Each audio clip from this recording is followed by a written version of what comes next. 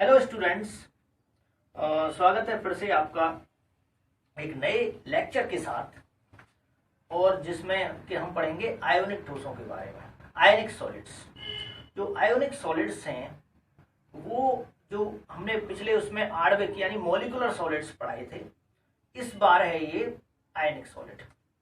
तो जैसा कि नाम से पता चल रहा है कि इसमें आयन से बने होते हैं, ये धनावेशित और ऋणावेशित यानी पॉजिटिव आयन और नेगेटिव आयन, कैटायन और एनायन भी बोलते हैं जिनको हम, उनसे ये बने होते हैं। तो ये किससे बने होते हैं?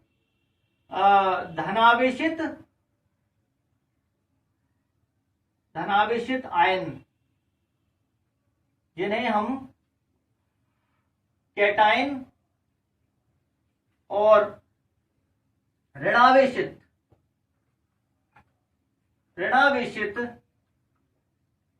आयन, इनको बोलते हैं एनायन,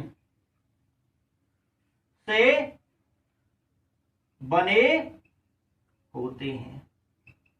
इसीलिए इनका नाम आयनिक ठोस रखा गया है। जैसे कि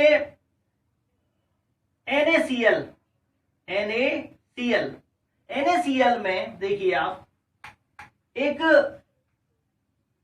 3 डायमेंशनल यानी 3 विमाओं में इसका क्रिस्टल होता है।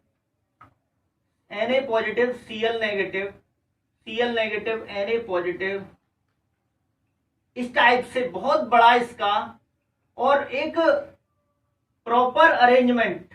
अब देखिए यहाँ पे आपको मैंने एक डायमेंशन और दूसरी डायमेंशन, ब्रेथ लेंथ दिखाई है, लेकिन हाइट भी होती है, इसके ऊपर भी होती है। जैसे ये Na पॉजिटिव है, इसके ऊपर क्या हुआ? Cl नेगेटिव, तो 1 2 3 4 से यहाँ पे ये घिरा हुआ है, लेकिन इसके ऊपर भी है और इसके नीचे भी है एक, तो कुल मिला के 6 हो गए ये। तो ये पूरा क्रिस्टल होता है, ये धनावेशित और ऋणावेशित आयनों से मिलकर बनता है। बहुत सारे एग्जाम्पल है इसके, KCl है, MgCl2 है, KBr है, बहुत सारे इसके एग्जाम्पल आप देख सकते हैं। ठीक, दूसरा है इसमें, दूसरा जो पॉइंट है वो है कि इनके बीच जो आकर्षण बल है उसका नाम क्या है? जो फोर्स होती है, फोर्स यानी intermolecular force, inter particular forces जो होंगी उसका नाम क्या होगा? इंटर पार्टिकुलर फोर्सेस जो होंगी बच्चों, उसका उनका जो नाम होगा वो होगा इलेक्ट्रोस्टैटिक फोर्सेस या आयोनिक फोर्सेस।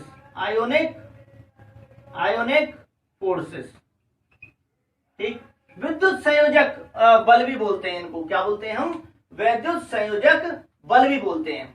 ठीक, तो जो इनके बीच प्लस और माइनस के बीच जो काम करते हैं उनको बोलते हैं हम विद्युत संयोजक बल। तो ये बहुत स्ट्रांग होते हैं। कैसे होते हैं ये? काफी कैसे होते हैं बच्चों? ये काफी प्रबल बंध होते हैं। कैसे होते हैं? प्रबल बंध होते हैं ये। इनको कूलॉम्बिक फोर्स भी कहते हैं, कूलामी फोर्स भी इनको कहते हैं, बल कहते हैं हम। समझ में आ गया? तो प्रबल बंध है ये। इसीलिए इनका जो आपका मेल्टिंग पॉइंट है, गलनांक है, इनका जो गलनांक होता है, गलनांक जानते हो आप? गलनांक को बोलते हैं मेल्टिंग पॉइंट, जिस पर वो पिघलता है इस टेम्परेचर पर। गलनांक और वह क्वथनांक इसको बोलते हैं बॉइलिंग पॉइंट। उच्च होते हैं। कैसे होते हैं? उच्च होते हैं। समझ में आ गया? क्योंकि स्ट्रॉन्ग फोर्स है, बहुत ज्यादा आकर्षण बल ज्यादा है, इसलिए उसको हम ये बहुत ज्यादा टेम्परेचर पे, जैसे नमक है, नमक का टेम्परेचर काफी होता है और ये ज्यादातर ठोस होते हैं। कैसे होते हैं ये? ठोस होते हैं, यानी सामान्य ताप पर, कमरे के ताप पर, रूम टेम्परेचर कह सकते हैं, रूम टेम्परेचर पर ये ठोस होते हैं। कैसे होते हैं? ठोस होते हैं। समझ में आ गया? इसके अलावा देखिए आयनों के बीच अगर हम बात करें कि Na प्लस और Cl माइनस, Na प्लस और Cl माइनस, तो ये जो है ठोस अवस्था में ये आपस में इनमें फोर्स होती है, क्या होती है, फोर्स होती है। तो ये क्या आयन मुक्त है, आयन मुक्त नहीं है। और विद्युत के संचालन के लिए अगर बिजली पास करनी है हमें तो ये फ्री होने चाहिए, ये क्या होने चाहिए, फ्री। लेकिन ठोस अवस्था में क्या होते हैं, ये बंधे होते हैं, क्या होते हैं, बंधे होते हैं ये, तो मुक्त आयन नहीं है। अगर मुक्त आयन नहीं है तो ये ठोस अवस्था में विद्युत के क्या होंगे, वो चालक होंगे, यानी नॉन कंडक्टर होंगे, करंट पास नहीं करेंगे क्योंकि मुक्त आयन नहीं है। समझ में आ गया। तो इसको हम कह सकते हैं कि ठोस होते हैं, और लिख सकते हैं ठोस अवस्था में ये विद्युत के क्या होते हैं, कुचालक। कुचालक को बोलते हैं हम क्या, नॉन कंडक्टर होते हैं, कुचालक होते हैं। लेकिन अगर पिघली हुई अवस्था में देखें हम, अगर इसको पिघलाएं, लेकिन पिघली हुई अवस्था में आयन मुक्त हो जाते हैं